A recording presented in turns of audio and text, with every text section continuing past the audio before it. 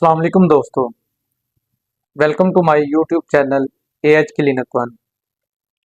उम्मीद करता हूँ सभी दोस्त खैरियत से होंगे। दोस्तों, आज का जो हमारा टॉपिक है ये डेंगू फीवर के हवाले से है, जिसके अंदर ये डेंगू बुखार कैसे होता है और किन मौसमों के अंदर या किस सीज़न के अंदर हमें एहतियाती तदाबीर अपनानी चाहिए, उस हवाले से बात करेंगे। दोस्तों, ये डेंगू फीवर एक मच्छर से बीमारी फैलती है जिसका नाम एडिस एजिप्टी है और इस मच्छर के अंदर फ्लेवी वायरस होता है जिसकी वजह से ये बीमारी फैलती है। इसके अलावा इसका एक वेक्टर है जो इस बीमारी का महजन है, जिसे हम कहते हैं एल्बोपिक्टस। दोस्तों, अगर इसकी इंक्यूबेशन पीरियड की बात करें तो इसका इंक्यूबेशन जो पीरियड है वो मुख्तलिफ हो सकता है। कुछ लोगों के अंदर कुछ अलामत भर वक्त डेवलप करती हैं, कुछ लोगों के अंदर लेट डेवलप करती हैं। अगर साइन एंड सिम्टम्स के हवाले से बात करें तो जो प्राइमरी साइन एंड सिम्टम्स मरीज के अंदर आती हैं उसमें फीवर है, हेडेक है।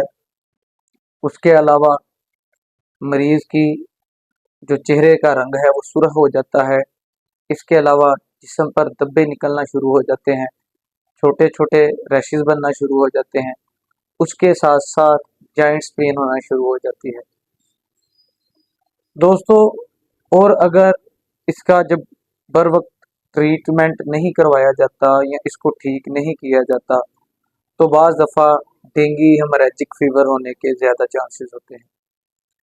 उसके अंदर मरीज़ को शदीद किस्म का बुखार, शदीद किस्म की जॉइंट्स के अंदर पेन और उसके साथ साथ मरीज़ जो है किसी ज़्यादा हाई ग्रेड फीवर होने की वजह से डेंगू शॉक के अंदर जा सकता है। उसके अलावा जिस्म के जो कुदरती रास्ते हैं, नाक कान मुंह है, वहाँ से खून निकलना शुरू हो जाता है। और खून निकलने की जो सबसे बड़ी वजह है, जो हमारी कैपिलरीज, जो खून की नालियों का जाल होता है, उनके अंदर रिफिलिंग का प्रोसेस जो है वो डिले होना शुरू हो जाता है, जिसकी वजह से जो हमारे जिस्म के कुदरती रास्ते हैं उनमें से ये खून निकलना शुरू हो जाता है। दोस्तों, डेंगू हेमोरेजिक फीवर के अंदर मरीज इंतहाई नाजुक सूरत हाल के अंदर होता है, इंतहाई पेचीदगी के अंदर होता है। अगर इसकी इन्वेस्टिगेशन की बात करें तो इसमें मरीज का सीबीसी टेस्ट करवाया जाता है। सीबीसी टेस्ट करवा के मरीज के जो है प्लेटलेट्स काउंट देखा जाता है, क्योंकि मलेरिया बुखार के अंदर मरीज के वो रेड ब्लड सेल्स की डिजीज है। इसके अंदर मरीज के प्लेटलेट्स कम होते हैं और प्लेटलेट्स कम होने की वजह से भी खून के जो जमने की एक प्रोसेस होता है वो मुतासर हो जाता है। उसके अलावा dengue 1, dengue 2, dengue 3, dengue 4 test करवाया जा सकता है, स्क्रीनिंग करवाया जा सकता है, एलाइजा करवाया जा सकता है, जिससे हमें पता चल जाता है। इसके अलावा एंटीजन एंटीबॉडीज़ का टेस्ट करवाया जा सकता है।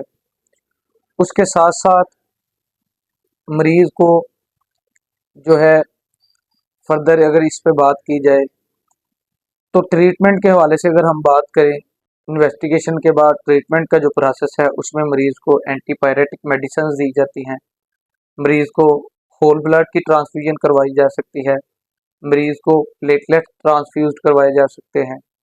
उसके साथ साथ मरीज़ को जो सिम्टम्स डेवलप कर रही हो, जैसे कि जॉइंट्स पेन है, हेडेक है, फीवर के लिए एंटीपायरेटिक है, इस तरह की जो सिम्टमेटिकली ट्रीटमेंट है वो मरीज़ को की जाती है। और ऐसी अद्वियात से परहेज़ किया जाता है जिसके अंदर मरीज़ को जो ब्लड को पतला करने में अहम किरदार अदा करती हैं, जैसे कि डिस्प्रिन वगैरह मरीज़ को बिल्कुल बंद कर दी जाती है। उसके अलावा अगर फर्दर इस पे बात करें तो कम्प्लिकेशंस के हवाले से बात करें तो कम्प्लिकेशंस में जब मरीज़ के बतदरीज प्लेटलेट्स कम होना शुरू हो जाते हैं तो मरीज़ को थ्रोम्बोसाइटोपिनिया हो सकता है, इंसेफेलाइटिस हो सकता है। उसके अलावा जो हेमाटोक्रेट की कंसंट्रेशन है, यानी कि जो हेमाटोक्रेट्स हैं उनकी कंसंट्रेशन ब्लड के अंदर बढ़ना शुरू हो जाती है। अगर प्रिवेंशन की बात करें तो दोस्तों, जो भी बीमारियां किसी खास पैरासाइट से बिलोंग करती हैं, उनके अंदर जो चेन ऑफ ट्रांसमिशन होती है, जो चेन ऑफ कह लें फैलने की जो वजूहात होती हैं, उनको कम करने की कोशिश की जाती है। जैसे कि डेंगू बुखार के अंदर हमें चाहिए कि मुख्तलिफ जगहों पे पानी खड़ा ना रहने दिया जाए, उनको बर वक्त किसी जगह पे साफ कर दिया जाए। उसके अलावा ये बात याद रखें, डेंगू मच्छर जो होता है, ये साफ पानी पे अंडे देता है। दोस्तों, पानी साफ को खड़ा ना रहने दिया जाए किसी जगह पे।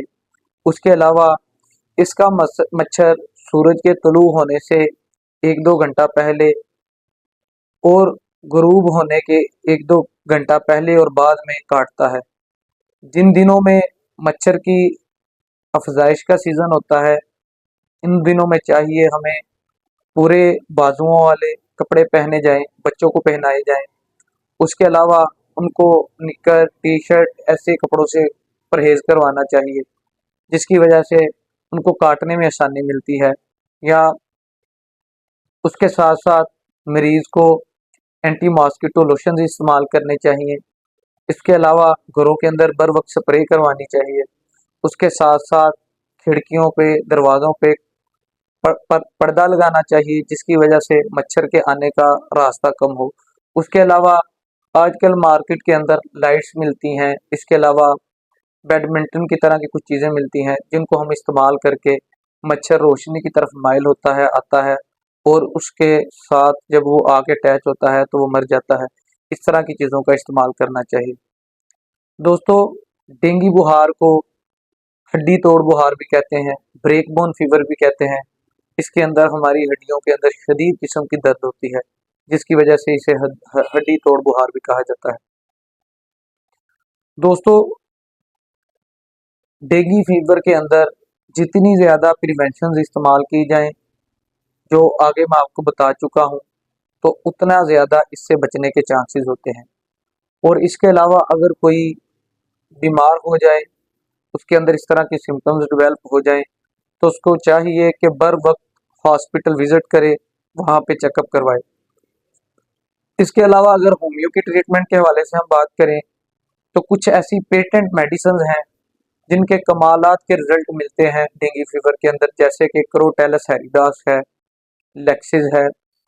इसके अलावा पायरोजिनम है, कैम्फर है। इस तरह की अद्वियात के कमालात हमें रिजल्ट देखने को मिलते हैं। दोस्तों, डेंगू फीवर को कभी मामूली फीवर नहीं समझना चाहिए। ये इंसान को शदीद कॉम्प्लिकेशंस के अंदर आगे मुब्तला कर देता है। अगर आप में से कोई दोस्त मशवरा देना चाहते हैं, हमें व्हाट्सएप मैसेज कीजिए, हमें अच्छा लगेगा। इसके अलावा जो दोस्त मेरे चैनल पे नए हैं, वो चैनल को सब्सक्राइब करें, बेल आइकन के बटन को प्रेस करें, ताकि हमारी आने वाली इस तरह की हर नई मुफीद वीडियो आपको बर वक्त मसूल हो सके। शुक्रिया।